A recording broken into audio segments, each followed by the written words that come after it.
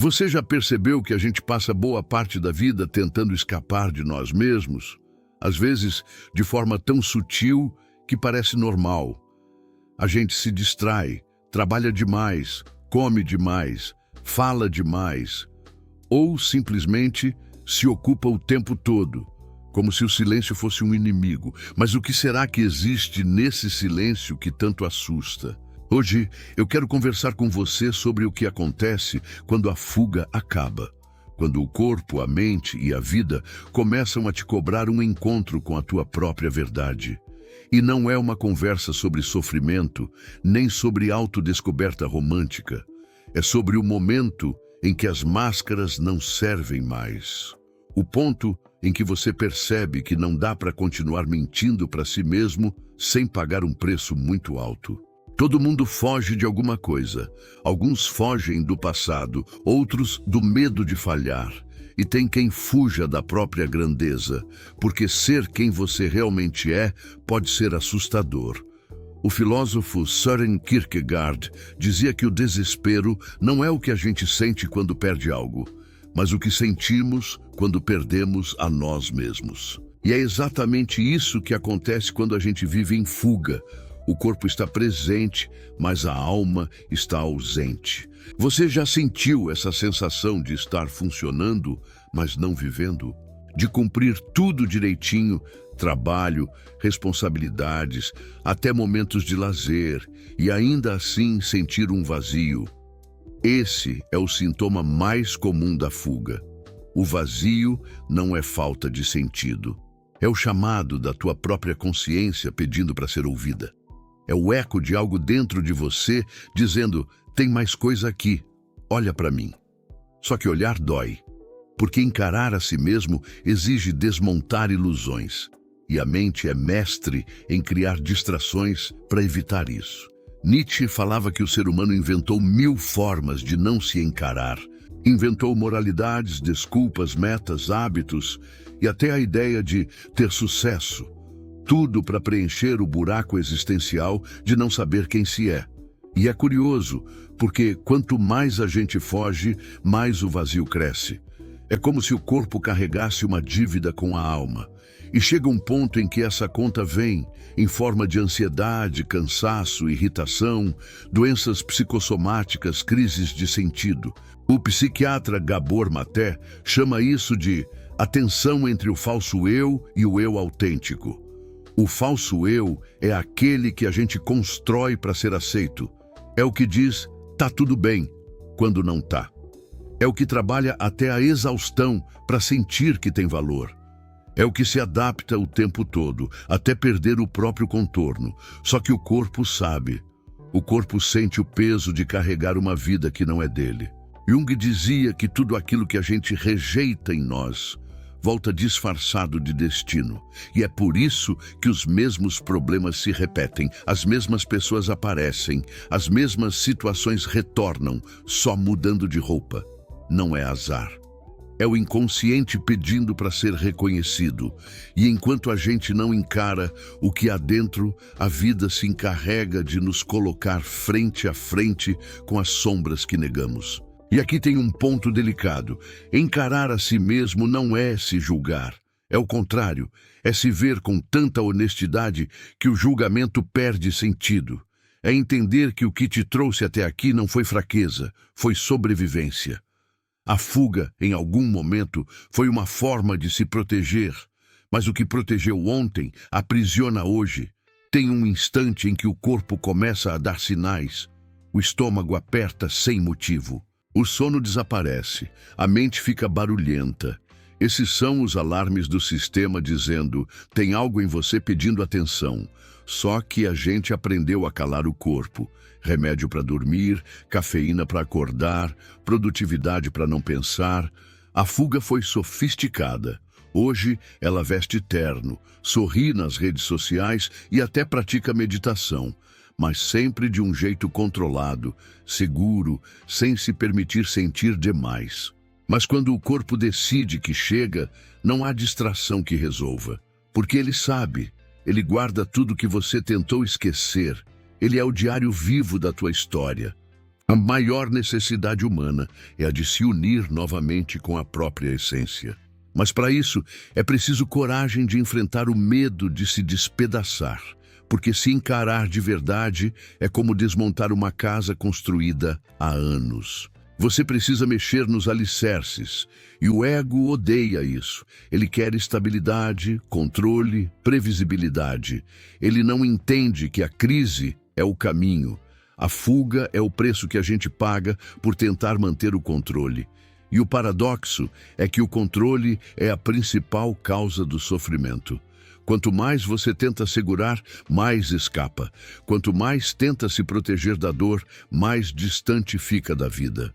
Eu lembro de uma época em que eu achava que estava bem. Trabalhava muito, dormia pouco, cumpria metas, sorria para todo mundo. Mas no fundo, eu sabia que tinha algo errado.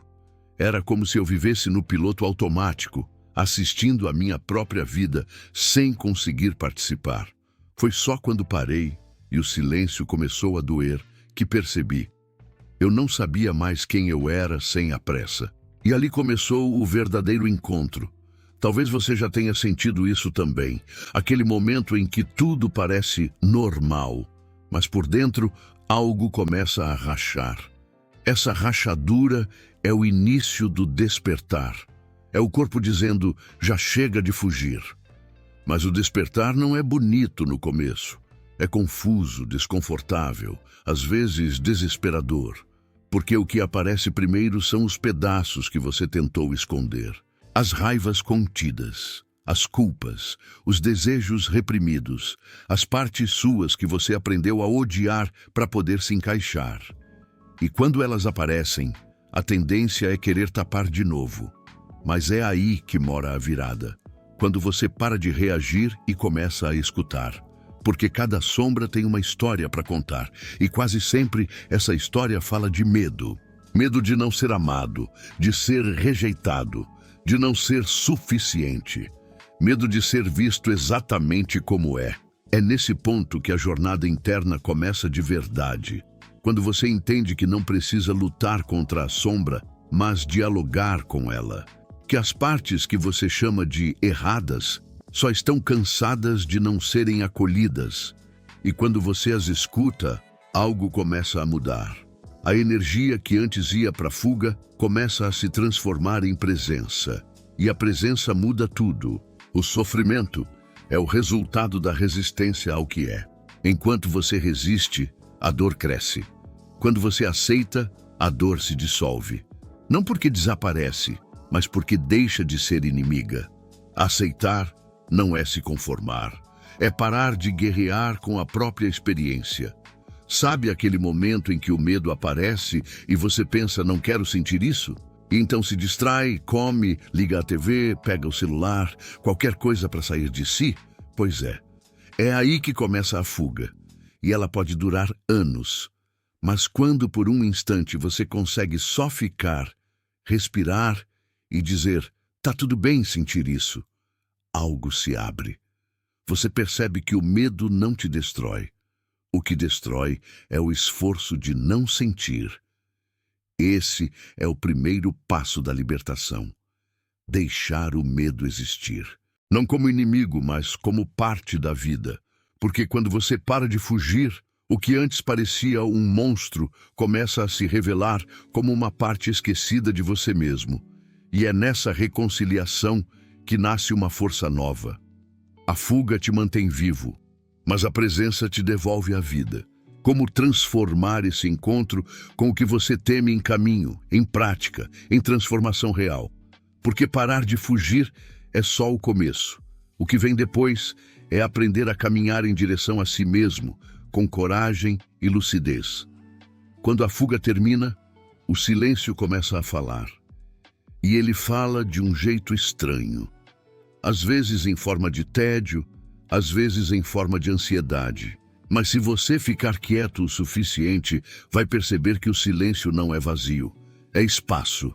É o lugar onde o que é verdadeiro começa a aparecer. No começo é difícil. A mente grita. Ela quer respostas, quer entender, quer resolver. Mas esse processo não é mental. é existencial. É o corpo e a consciência tentando se alinhar depois de anos vivendo separados. É como uma casa voltando a respirar depois de muito tempo fechada.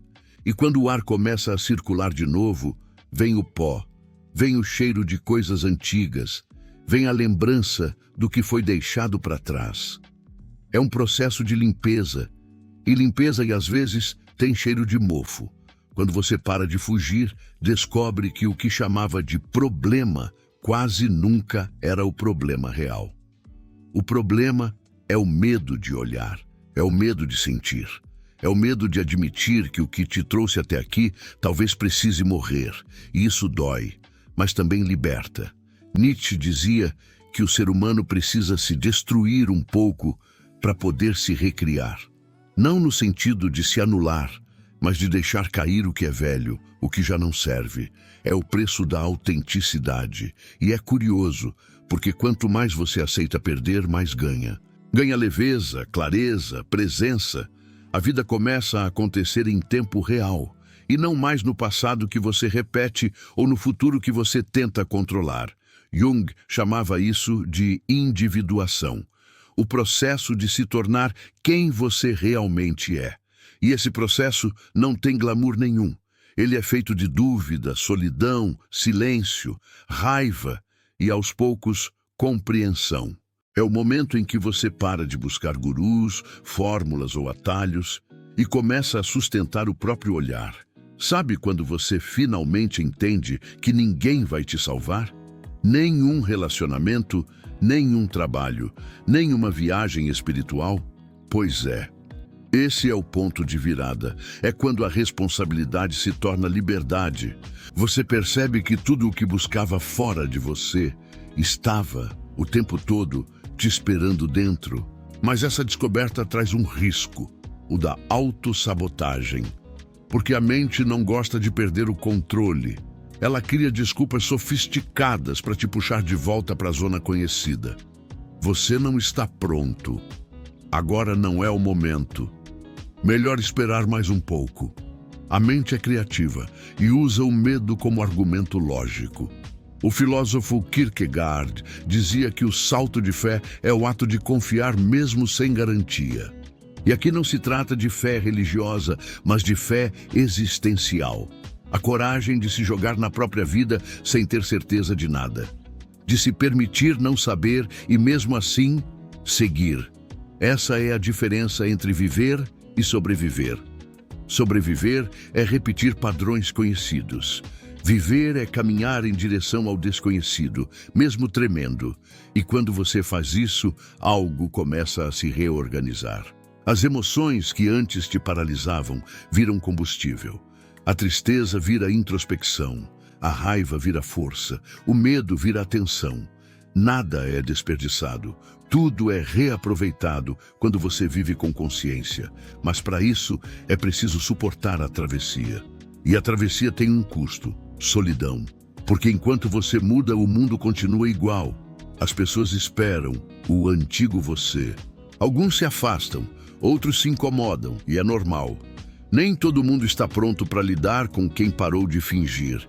E aí vem o aprendizado mais importante. A verdadeira liberdade nunca é coletiva no começo. Ela começa solitária. É no silêncio que você se reconecta. É na pausa que o corpo se realinha. É no desconforto que nasce a clareza. Erich Fromm dizia que a liberdade assusta porque ela exige responsabilidade. Ser livre não é fazer o que quiser. É saber quem você é o suficiente para escolher com consciência. E isso é raro num mundo onde todo mundo quer pertencer. Porque para pertencer, muitas vezes, é preciso se adaptar. Mas para viver de verdade, é preciso se diferenciar. E aqui entra a maturidade emocional. Deixar de fugir de si mesmo não é virar um iluminado. É aceitar que a vida vai continuar desafiadora, só que agora com consciência. Você ainda vai sentir medo, dúvida, raiva, tristeza, mas nada disso vai te dominar, porque você vai saber de onde vem cada emoção e o que ela tenta te mostrar. É como aprender uma nova linguagem, a linguagem do corpo e da alma falando juntas. Gabor Maté fala muito sobre isso quando explica que a cura não vem do que você faz, mas do espaço de presença que você cria dentro de si. Presença cura, porque a presença não julga, ela observa, sente, acolhe e transforma. Quando você está presente, a dor encontra lugar para existir. E quando algo tem lugar para existir, já começa a se dissolver. A fuga é um movimento de rejeição. A presença é um movimento de inclusão. E tudo o que você inclui se integra. Por isso, o verdadeiro trabalho não é eliminar partes suas, é fazer as pazes com elas. A parte ansiosa, a parte insegura, a parte controladora, a parte que ainda teme ser vista. Cada uma carrega um pedaço da tua história, uma tentativa de te proteger. E quando você as reconhece com respeito, o conflito interno começa a se dissolver. E então surge um tipo de paz diferente. Não a paz de quem resolveu tudo, mas a de quem parou de lutar contra si. Essa é a paz madura. A que não depende de circunstâncias, mas de postura. Você começa a viver mais leve, mesmo quando a vida pesa, porque aprende a confiar no fluxo e não no controle. A presença é a porta para a liberdade interior. Quando você está presente, o passado perde o poder e o futuro deixa de ser ameaça. Você volta para o agora, e o agora é o único lugar onde a vida realmente acontece. Mas tem uma armadilha aqui. Achar que estar presente é ficar zen o tempo todo. Não é. Estar presente é estar inteiro, mesmo quando dói. É conseguir dizer, tô com medo, mas tô aqui. Tô triste, mas não vou me abandonar. Tô confuso, mas sigo olhando. Isso é força, isso é maturidade emocional. E quando você sustenta essa presença com constância, algo muda nas profundezas. Você começa a sentir o corpo diferente. A respiração fica mais lenta, o olhar mais firme, o coração mais disponível. Não porque a dor acabou, mas porque agora você é maior do que ela. E esse é o ponto que quase ninguém te conta sobre o autoconhecimento. Ele não te deixa mais feliz, ele te deixa mais real. E ser real é muito mais poderoso do que ser feliz. Porque quando você vive na verdade, a felicidade deixa de ser meta e vira consequência. A vida flui, porque não há mais resistência. Quando você para de fugir, a energia que antes ia para o medo começa a se transformar em presença. E presença é poder. Não o poder de controlar o mundo, mas de participar dele plenamente. De estar inteiro no que faz, no que sente, no que escolhe. De estar vivo e não apenas funcionando. E é aqui que o ciclo se fecha. Você começa a perceber que o que te salvou não foi fugir da dor, foi atravessá-la. Que o que te curou não foi o tempo, foi a coragem de olhar. E que o que te libertou não foi entender tudo, foi parar de se esconder. A fuga te protegeu quando você não tinha escolha. Mas agora você tem. E escolher ficar é o maior ato de amor que alguém pode ter por si mesmo. Talvez essa conversa tenha te tocado num ponto sensível. Talvez tenha feito surgir lembranças, sensações ou até uma vontade de chorar. Deixa vir. Não foge disso, porque é exatamente aí, nesse ponto em que o corpo e a alma se encontram, que o processo começa. E se você quiser continuar explorando esse caminho, eu quero te acompanhar. Aqui na Selva Interna, a gente fala do que é humano, com coragem, sem máscaras e com o coração aberto. Então, comenta aqui embaixo o que ficou ecoando em você. Quais partes suas ainda estão fugindo? O que o silêncio tem tentado te contar? Eu quero muito saber. E se esse vídeo te tocou, se inscreve, deixa o like e ativa o sininho. Porque no próximo episódio a gente vai falar sobre algo inevitável. O que fazer quando o medo volta? Porque ele sempre volta. Mas dessa vez você vai saber como ficar.